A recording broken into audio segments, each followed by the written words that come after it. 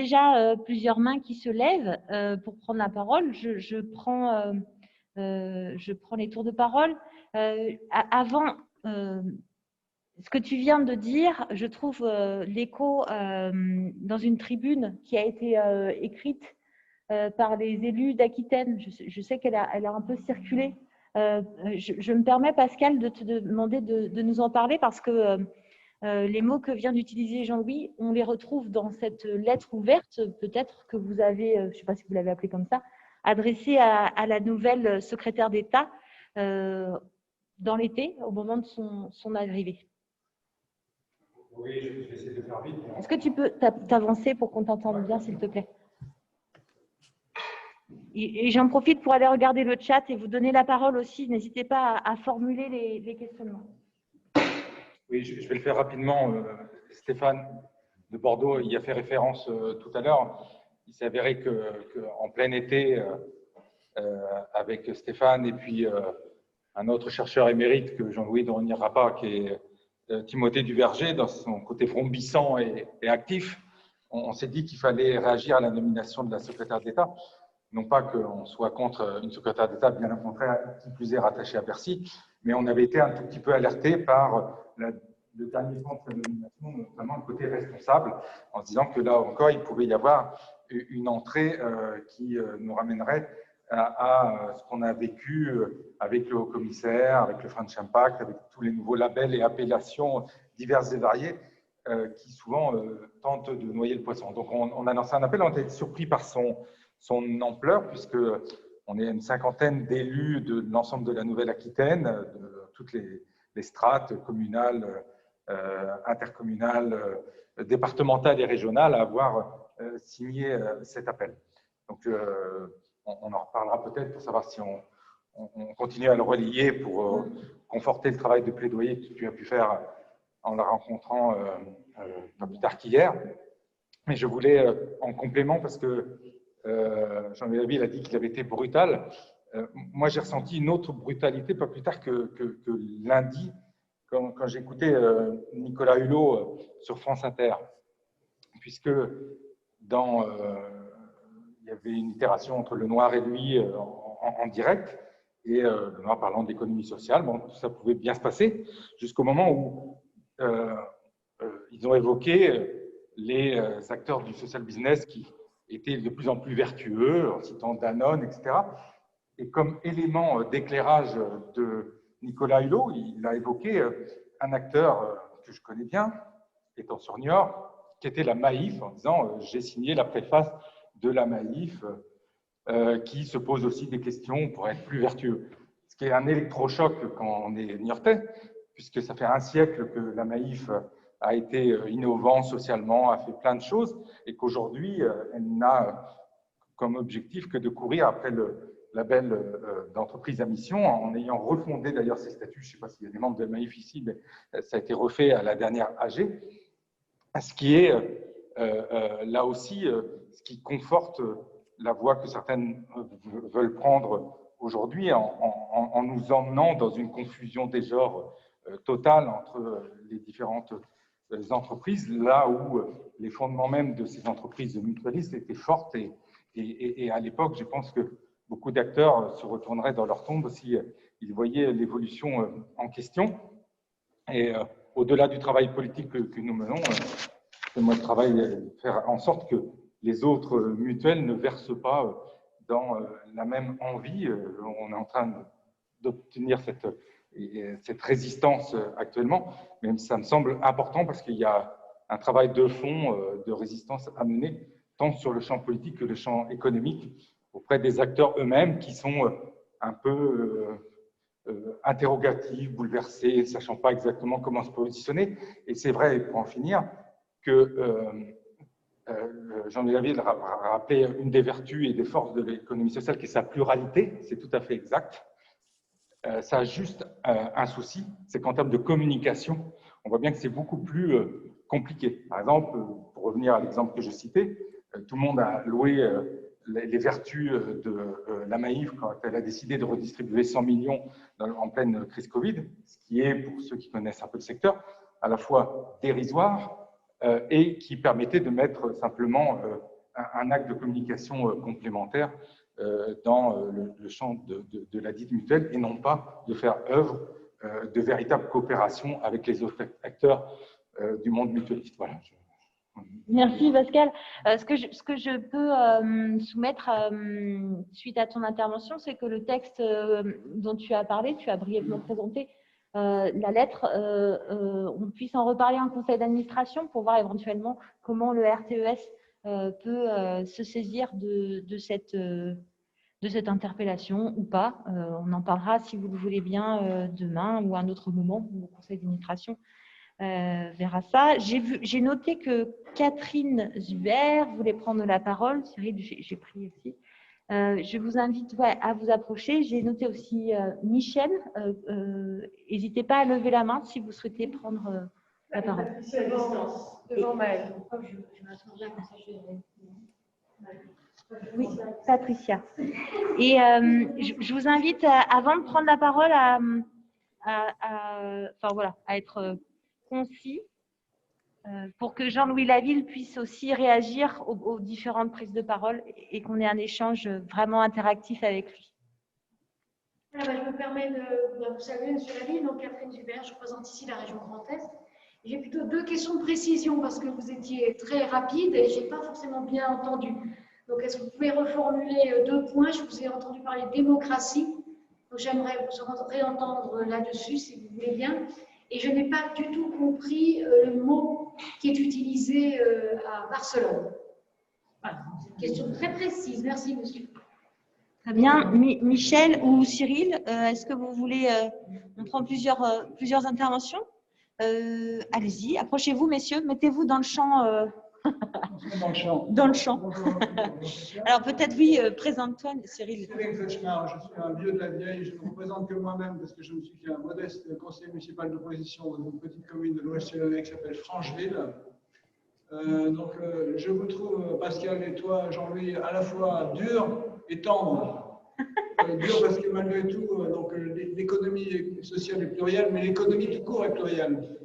On peut regretter que Veolia ou d'autres aient des arguments de social washing et qui cherchent à détourner sous des travers sociaux des actions capitalistes les plus dures. N'empêche que certaines de ces entreprises, de ces grandes entreprises du CAC 40, collaborent avec des structures d'économie sociale de manière intéressante. Et malgré tout, notre projet au sein de l'économie sociale n'est pas un projet dominateur. On ne cherche pas à conquérir un marché, mais on cherche véritablement à construire des réponses efficaces pour la société, et ceci souvent en partenariat avec d'autres, et notamment avec des entreprises capitalistes. Donc c'est une première action.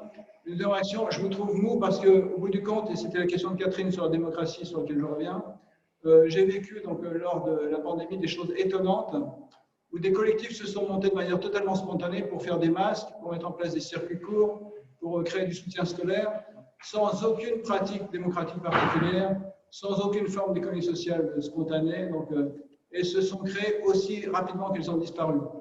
Beaucoup de personnes en France se sont découvertes des acteurs sociaux et ont découvert l'économie sociale en pratique, mais se sont empressés d'arrêter cette expérience parce qu'ils n'avaient pas forcément de repères, de culture ou d'idée que ce système d'action, le système démocratique au quotidien, puisse être pérenne. Ça me semble être une expérience intéressante mais dangereuse par rapport à ce que nous imaginons de l'économie sociale, parce que la culture populaire autour de cette question, la culture du plus grand nombre, est très faible. Constituer un collectif qui dure, donc mettre en place des règles démocratiques au sein d'un collectif d'habitants, est quelque chose qui n'est pas du tout évident, et on l'a découvert, pas du tout pérenne dans cette expérience qu'on a vécue pendant le confinement. Merci. Merci Cyril. Jean-Louis Laville, est-ce que vous voulez réagir avant? Non, juste… Ah, il y a Patricia qui essaie. Patricia, oui. Michel, approche-toi, sinon tu ne vas jamais pouvoir parler. Patricia, je te donne la parole et puis après, je passe la parole à Michel, si tu veux bien. Ouais, non, je me suis permis d'intervenir parce que ce que je voulais dire, c'était exactement ce que vient de dire Cyril, et juste à quel point moi je me retrouve aussi quand même dans les propos de Jean-Louis Laville par rapport à la question des territoires ruraux. Mais sinon, le fond de mon propos, c'est exactement sur le côté quand même les alliances. Enfin, c'est pas pas deux mondes complètement cloisonnés, ces types d'économies. Voilà. Merci. Michel, alors, est-ce que tu peux te représenter? Moi, ma question porte sur la responsabilité politique de cette dérive. Souvent, le législateur est animé des meilleures intentions et la loi Hamon ouvrait largement la porte de l'ESS aux entreprises et notamment aux grandes entreprises. Est-ce que c'était une erreur? Voilà ma question. Merci. On va s'arrêter là pour l'instant. Jean-Louis Laville, on vous écoute. Oui, sur la manière dont l'économie sociale et solidaire va être amenée à choisir, je citais l'exemple du travail qu'on a fait là pendant 2 jours avec la CRES, et on voit bien que l'économie sociale et solidaire ne peut pas être définie uniquement par un ensemble de statuts, puisqu'on voit en Bretagne très clairement qu'il y a 2 modèles agricoles, de plus en plus en opposition. Les coopératives agricoles ont été un agent privilégié du productivisme. Elles se heurtent aujourd'hui à une nouvelle génération de l'économie sociale et solidaire qui parie sur les circuits courts et sur d'autres formes de production agricole. À un moment donné, il faudra trancher, parce que si l'économie sociale et solidaire ne tranche pas, elle est impotente à la fois économiquement et politiquement. Prenons un autre exemple, vous avez cité les mutuelles. Aujourd'hui, des groupes mutualistes passent en matière de petite enfance des accords avec un groupe privé comme Babylou, et la structure que je citais tout à l'heure qui s'appelle Don Bosco dans le Finistère, en organisant, en regroupant les lieux d'accueil à participation parentale au niveau du département, a permis qu'il n'y ait pas de pénétration de ce groupe privé dans tout le Finistère et que l'ensemble de l'offre de qualité qui est proposée en matière de garde et d'accueil des jeunes enfants soit une offre associative, parce qu'il y a eu effectivement un agencement qui a permis de rendre plus efficace mais aussi plus démocratique un certain nombre d'initiatives qui pouvaient être isolées. Là aussi, il faudra choisir, puisqu'on voit bien qu'il y a une partition au sein de structures qui formellement appartiennent à l'économie sociale et solidaire. Donc, moi, ce que je voulais dire par le terme démocratie, c'est que on pourrait là aussi le détailler. C'est ce que j'ai essayé de faire dans l'ouvrage que je citais tout à l'heure, l'économie sociale et solidaire, mais comme le disaient de grands auteurs comme Karl Polanyi ou d'autres, le problème de nos sociétés contemporaines, de nos sociétés dites modernes, c'est le fait qu'elles n'arrivent pas à articuler de manière harmonieuse et durable démocratie et économie. À certains moments dans les 2 derniers siècles, c'est la dynamique démocratique qui a dominé. À d'autres moments, c'est la dynamique économique qui a cru apporter la résolution de la question sociale, et on voit que cette tension n'a jamais pu être supprimée. On est aujourd'hui dans un nouveau moment de cette tension entre économie et démocratie, qui là aussi va amener à ce que l'économie sociale et solidaire choisisse son camp. Et il me semble que c'est un peu la question des collectifs spontanés qui était évoquée tout à l'heure. Il me semble que l'économie sociale et solidaire doit aussi non seulement changer d'échelle, mais changer l'échelle. C'est-à-dire qu'elle s'est toujours considérée comme un rassemblement d'entreprises collectives. Et c'est peut-être la limite de la loi Hamon au demeurant. Parce qu'en fait, l'économie sociale et solidaire, c'est un ensemble d'entreprises collectives, mais ce n'est pas que cela. Et si l'on perd, parce qu'on ne regarde que des entreprises au sens strict, toute la mobilisation collective qui, sur les territoires, sous-tend un certain nombre de dynamiques, je pense que l'économie sociale et solidaire peut devenir une préoccupation qui ne soit que partagée par des techniciens et qui ne soit pas ouverte aux citoyens. Et d'où l'importance que des collectifs spontanés qui n'ont peut-être pas accès à la pérennisation parce qu'ils sont auto-organisés se relient à des forces de l'économie sociale et solidaire sur les territoires. C'est ce qui est en train de se faire dans un certain nombre de cas. Je prends l'exemple de Commercy, mais on pourrait en prendre d'autres. Je crois qu'il y a des transversalités Et ce que j'indiquais, c'est évidemment pas que toutes les grandes entreprises seraient condamnables, hein, mais que nous devons sortir d'une certaine naïveté politique qui nous amène à être instrumentalisés sans nous en rendre compte. Et qu'il ne faut pas uniquement regarder du côté de ces grandes entreprises, il faut regarder du côté des citoyens et des territoires. Et à ce moment-là, il sera possible, dans un certain nombre de cas, de passer des alliances qui seront de véritables alliances et non pas de l'instrumentalisation au profit de quelques grands groupes qui vont aussi modifier l'image générale dans la société de l'économie sociale et solidaire. Et ce problème, c'est un problème qui se pose sur l'ensemble de la planète. Aujourd'hui, il y a un conflit entre le social business et le mouvement d'économie solidaire au Brésil.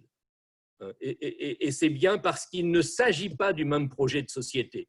Parce que dans un cas, il s'agit d'un projet qui veut démocratiser l'économie, et dans un autre cas, il s'agit d'un projet qui veut restaurer la légitimité des grands acteurs qui ne sont plus dans l'économie de marché, mais qui sont dans une logique de puissance, hein, et qui se substituent aux acteurs publics dans cette logique de puissance. C'est ça l'enjeu, hein, c'est qu'il y a aujourd'hui un certain nombre d'acteurs économiques qui, par les fonds dont ils disposent, par la puissance politique dont ils disposent, deviennent aussi un problème pour la démocratie. Si nous revenons, comme au XIXe siècle, à la philanthropie, en remplaçant les dames patronesses par les entreprises patronesses, nous aurons régressé par rapport aux objectifs de démocratie que nous nous sommes donnés dans le XXe siècle. Donc je crois qu'on s'est rendu compte d'un certain nombre de limites d'un État social s'il n'est pas soutenu par la société civile. Je crois que nous devons aussi travailler ensemble, parce que, je le répète, je crois que nous avons de l'espace pour travailler plus ensemble entre acteurs de l'économie sociale et solidaire, chercheurs. Je crois que nous pouvons aussi avoir une modeste utilité dans ce travail-là, et élus. Et je pense que c'est à travers ce travail transversal, à travers ces alliances nouvelles, à travers cette attention à la mobilisation citoyenne, que nous pouvons construire une économie sociale et solidaire qui alors pourra passer des alliances avec des grands groupes sans être dans une position d'obligé et sans être dans une position d'instrumentalisé. Aujourd'hui, les asymétries de pouvoir sont trop importantes dans un certain nombre de cas. Et je crois que rentrer dans cette modélisation du social business ne pourrait qu'accroître ces asymétries de pouvoir au détriment de la dimension démocratique de l'économie sociale et solidaire. Ok, merci. Anne-Laure, je n'ai pas regardé sur le chat. Y a-t-il d'autres réactions? On vous interpelle, Jean-Louis, sur Barcelone et le municipalisme. Ah oui, pardon, je vous prie de m'excuser, j'avais omis de répondre à cette question-là. Ce que je voulais dire, c'est que, on le voit dans le chapitre qui est consacré à la région de Nancy dans le livre, le problème du social business, c'est aussi qu'à travers son discours de l'autofinancement sur le marché, qui est un leurre, puisqu'il n'est réalisé nulle part, ni par les expériences de Veolia, ni par les expériences de Danone, ni par aucune autre. Mais derrière ce leurre, il y a l'invalidation aussi de tout un ensemble d'initiatives locales beaucoup plus modestes et qui ne correspondent pas aux critères de ce social business, qui deviennent invisibles et que souvent les élus n'arrivent plus à identifier parce qu'ils sont aussi pris dans cette idée qu'il y a une économie vraiment productive et une économie qui est plus parasitaire, que ces initiatives sont trop petites.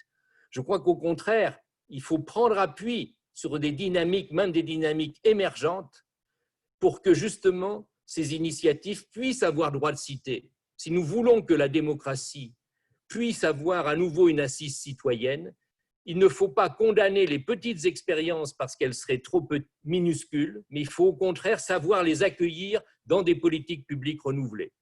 Et je pense que c'est ça, moi, qui m'a intéressé et dont Joanne Soubirats essaie de rendre compte dans l'ouvrage, c'est cette tentative de co-construction de nouvelles politiques publiques au niveau municipal qui a été faite à Barcelone. C'est les exemples qui sont présentés dans le livre, mais il y a d'autres exemples. D'ailleurs, ça pourrait tout à fait, si ça intéresse le RTES, être l'objet d'un dialogue dans une rencontre internationale entre un certain nombre de ces expériences et puis les expériences du RTES, parce que je pense qu'il y a des possibilités d'apprentissage mutuel dans ce domaine.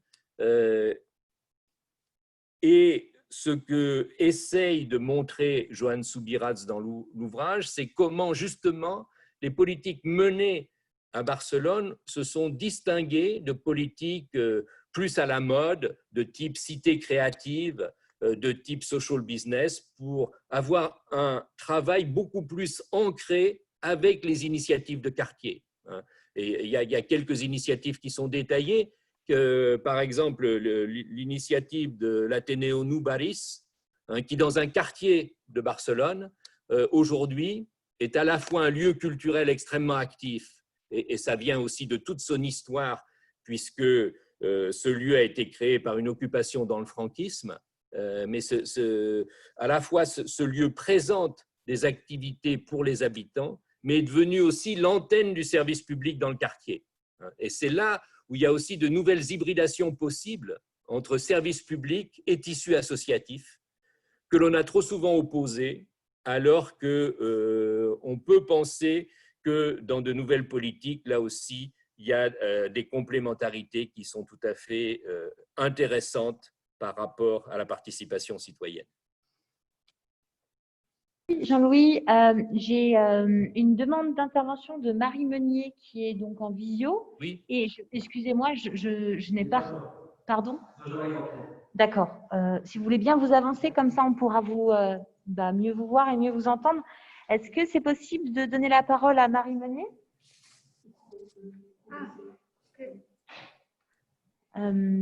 Normalement. Marie, je crois que c'est bon.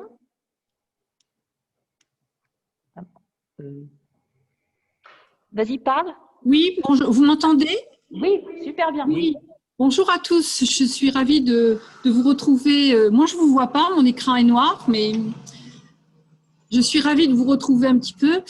Simplement par rapport à l'intervention de Jean-Louis Laville et sur Barcelone, je voudrais dire quand même que en Espagne et surtout la Catalogne, il y a une culture de l'économie sociale et solidaire très forte, et qu'effectivement, ça reste pour moi qui suis du Grand Sud une référence importante par rapport à la vigilance qu'ils ont par rapport à l'économie classique et conventionnelle. Donc, c'est vrai que les exemples dont vous parlez dans les quartiers de Barcelone, que je connais un petit peu, sont quand même édifiants de la volonté de s'appuyer sur les besoins des habitants, je dirais même pas des territoires en tant que tel, mais des habitants pour construire une économie vraiment à leur service. Et ils ont toujours été, là c'est culturel, on connaît l'histoire de la Catalogne, où tout est coopérative, où on mange coopératif, où on s'habille coopérative, etc. C'est vrai qu'il y a une vigilance extrême par rapport à la social business, et je vous remercie d'en parler aussi fortement, parce que enfin, ce n'est pas une question, hein, mais je trouve que le mouvement s'accélère quand même fortement avec la crise que nous vivons. Voilà. Je crois que… Voilà, ce n'était pas vraiment une question. Ce n'est pas une question, mais je pense que ça m'amène à aller dans votre sens. Je crois que nous devons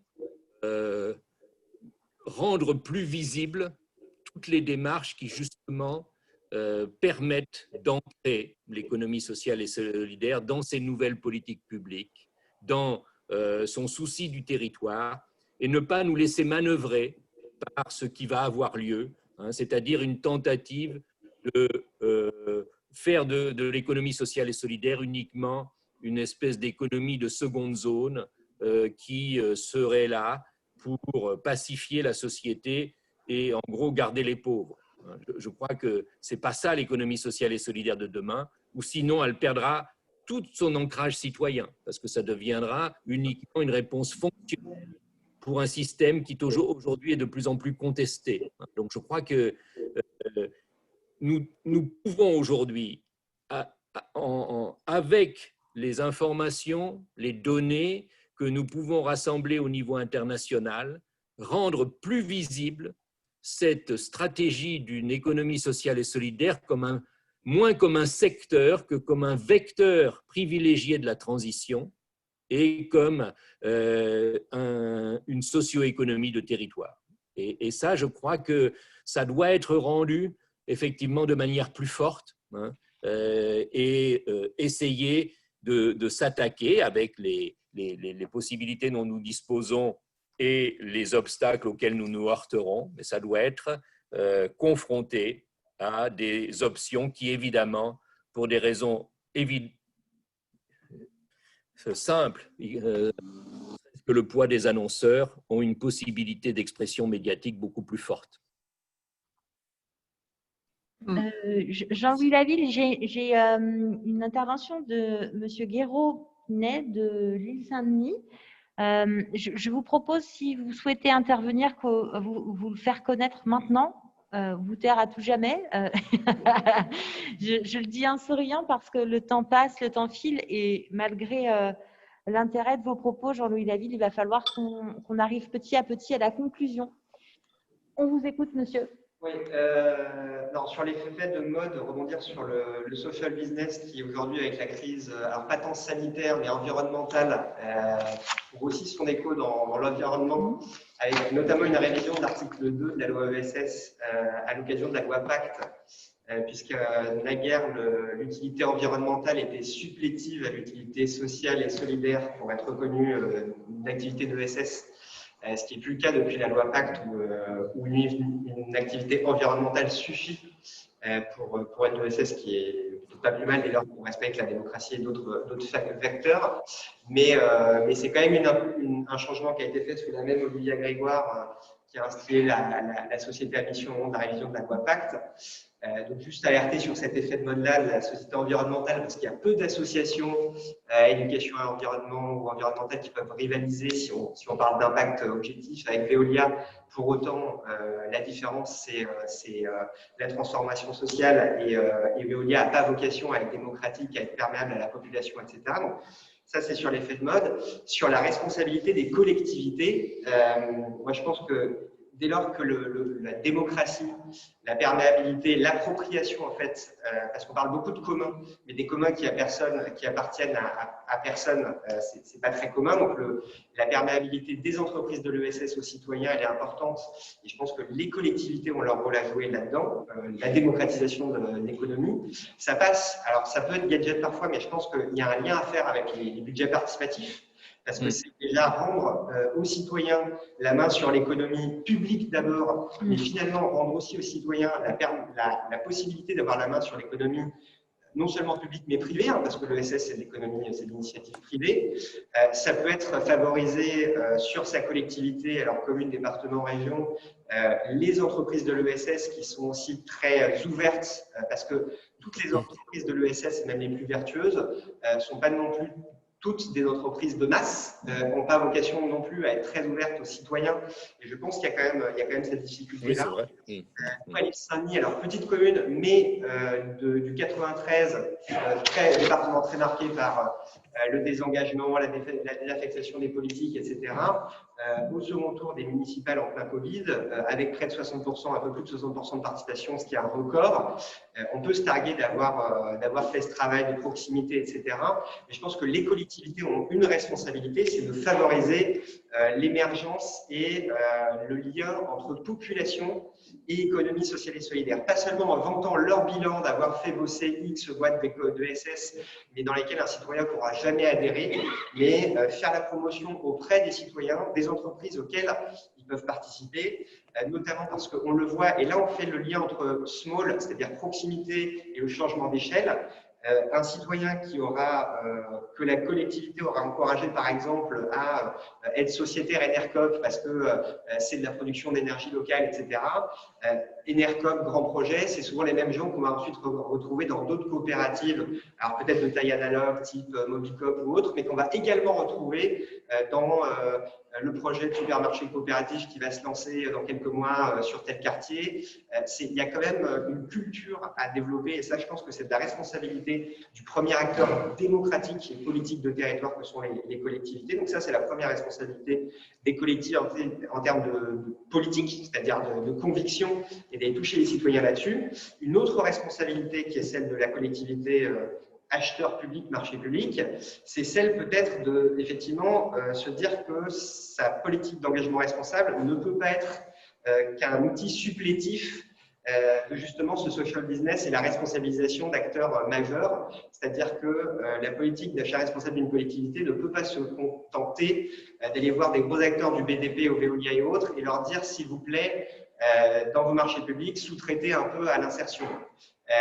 C'est aussi pour une collectivité le fait d'adapter ses marchés, d'aller chercher des acteurs ESS et pas juste d'aller les chercher pour leur dire je vous mets en lien avec Veolia quand vous soyez sous-traitant, mais d'aller chercher pour leur dire ok, quel est le marché closé ESS ou spécial ESS ou autre que je peux passer avec vous pour ce que vous faites, sur lequel vous allez me dire que vous allez chercher des citoyens impliqués, etc. Il y a quand même des initiatives, alors je ne sais pas s'il en est sur Stéphane à Bordeaux, mais je crois que Bordeaux Métropole veut lancer une SIC. Est-ce que c'est une SIC qui a vocation à associer par exemple tous les acteurs du territoire, mais également notamment les populations, enfin la population? Oui, pardon. Mais du coup, il y a une vraie responsabilité des collectivités d'être proactif sur cette démocratisation de l'économie. Parce qu'à mon sens, il fallait retenir une définition de l'ESS qui peut être très plurielle dans son impact, solidaire, environnemental, social, etc. Je pense qu'effectivement, la singularité de l'économie sociale et solidaire, c'est la démocratisation de l'économie, que si demain on veut faire renouer les gilets jaunes, etc., qui en ont pas que après l'état d'entreprise, etc., c'est effectivement de montrer qu'il y a des vecteurs perméables sur lesquels les citoyens peuvent faire la différence. Alors, bon, la MAIF, est-ce qu'elle est aujourd'hui? Mais c'est des grands mouvements qui ont naguère été montés par des mouvements de citoyens, des mouvements d'éducation populaire, des mouvements politiques. Et donc, je pense qu'on a quand même une responsabilité en tant que collectivité à faire ce lien, à promouvoir. C'est pas toujours dans de la commande, ça peut être organiser des agoras, présenter des structures de SS qui sont ouvertes au grand public avec les citoyens, etc. Ok. J'ai une dernière intervention de Cyril, assez courte s'il te plaît, et puis je vais vous inviter ensuite, Jean-Louis, à bien vouloir conclure. D'accord. J'ai apprécié l'intervention de Benjamin et je serai beaucoup plus court que lui. Je voulais avoir donc, la perception de Jean-Louis autour de la question de la démocratisation, justement, dont on a pas mal parlé par rapport à l'économie, par rapport à l'économie sociale, mais on a assisté donc, à un phénomène marquant qui est l'effondrement de la participation donc, lors des dernières élections municipales. Et ce n'est pas qu'un épiphénomène, à mon avis, compte tenu de l'évolution donc sur les 10 dernières années des participations dans les grands scrutins qui, théoriquement, mobilisaient vraiment l'électorat, notamment le scrutin municipal. Le paradoxe, c'est qu'on est fort aujourd'hui en matière de démocratie dans les sociétés sociales, en tout cas, je pense qu'on en est conscient. On a capacité, effectivement, à relayer auprès de la population donc, cette question lorsqu'on est élu. C'est tout le travail que nous a encouragé à faire Christiane dans toutes ces années, je lui en hommage aussi. Mais n'empêche que la participation s'est effondrée totalement et qu'on risque d'avoir une économie plus démocratique avec une société de moins en moins démocratique.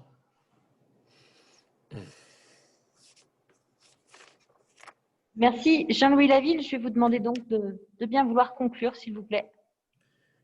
Oui, sur la dernière intervention qui mériterait au moins une journée de débat, je pense que ce qui est en cause, c'est certaines formes de démocratie et certaines formes d'institutions. Je pense que nous avons aussi en sciences sociales trop tendance à mettre l'accent sur ce qui ne va pas. Et je pense qu'il y a de nouvelles formes d'expression démocratique qui doivent être aussi prises en compte en même temps que cette crise de la démocratie représentative que nous connaissons tous. Et ce que je voulais dire pour terminer, puisqu'il faut conclure, c'est l'heure, c'est d'abord que en tant que chercheur, vous avez des gens qui sont prêts à travailler avec vous sur l'évaluation d'un certain nombre d'expériences innovantes. Et je crois que ces liens entre élus et chercheurs sont importantes aussi pour l'identité de l'économie sociale et solidaire de demain. Trop longtemps, ces deux milieux se sont ignorés. Aujourd'hui, ils ont commencé à se rapprocher. Je pense que nous pouvons faire un pas de plus. En tout cas, nous sommes à votre disposition dans ce sens-là. Moi, je pense que c'est très important, justement, de visibiliser ce qui a été invisibilisé. Quand on a fait le livre pendant 5 ans du social business à l'économie solidaire, d'abord, on s'est rendu compte que le social business ne nous donnait pas accès au terrain. Il a fallu procéder autrement. C'est ce qui fait que ça a été un peu long à certains égards, parce qu'il y a un monopole de l'information aussi qui est donné sur ces expériences type Veolia Danone. Il est impossible d'avoir une évaluation indépendante. Donc, nous avons pris des biais pour essayer d'avoir une évaluation qui ne soit pas dépendante des commanditaires de ces expériences. Et je crois que le livre donne quand même des faits qui doivent être, à mon avis, comparés au discours de la promesse comme celui de Younous ou d'autres. Ce que nous avons comme force, c'est que si ces expériences de social business ne sont pas à la hauteur de leurs promesses, par contre, partout dans le monde, les formes d'économie sociale et solidaire, comme ça vient d'être dit, comme forme de démocratisation de l'économie, sont en train de se multiplier. Donc, c'est cela que nous pouvons aussi faire avancer en dialogue avec d'autres. Et donc, on est là aussi tout à fait ouvert, y compris avec l'équipe de Barcelone et les autres élus qui ont contribué à continuer ce dialogue avec vous sur des expériences françaises mises en rapport avec d'autres expériences. Juste 2 points pour terminer. Je voulais vous indiquer que moi, j'ai créé là récemment un site à mon nom qui contient de très nombreux textes chargeables gratuitement sur l'économie sociale et solidaire et ses différentes dimensions. Donc, ça peut peut-être contribuer à cet aspect de ressources documentaires que l'on évoquait. Et puis, moi, j'ai aussi travaillé pour une expression de chercheurs et de réseaux associatifs dans la période de la Covid et de la crise que nous avons connue. Et donc, nous avons ouvert à partir de cela un espace participatif d'expression sur Mediapart sur le rôle des associations dans le monde de demain. Cet espace est ouvert à toutes les personnes qui souhaitent s'exprimer. Et il y aura une rencontre qui va être organisée avec tout un ensemble de réseaux associatifs le 21 novembre à Paris pour essayer de faire le point sur la prise en compte du monde associatif et de l'économie sociale et solidaire dans le plan de relance. Et donc là aussi, c'est des informations sur lesquelles moi j'enverrai au fur et à mesure de l'avancée des éléments au RTES, puisque ça serait bien que l'on puisse se retrouver à ce moment-là ou à d'autres. En tout cas, merci pour avoir partagé cet après-AG. Encore merci à Christiane, que je salue en concluant, et puis à bientôt, je l'espère. Merci.